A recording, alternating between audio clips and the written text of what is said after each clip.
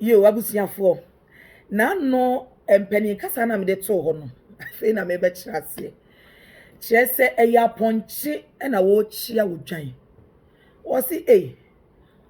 kontenti a ntwa nche ma techire ma bre odwan so ni mo hu papa oba na akon se tintintin wo techire ma se tuntuntun ade oba de nka ko bubu agusu kakra e no odwan se ya ponche ya ba wa nhwa hwehwe ma no pe na ba chia me eni ya onini aben obedi aben chese wo hia mponche no mo bomu no mo ba ahwe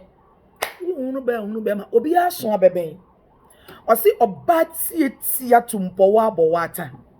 chese wo ponche nyame bo wo kra wa ma wo height wo ye tie ta wo bo wo kra na wo teta wo nye raba wo gina nipa mu kra na wo ta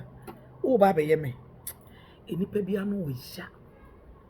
obeka ho sema oni kan hwe ne ho na so hwe ahofe enye enyim nko awo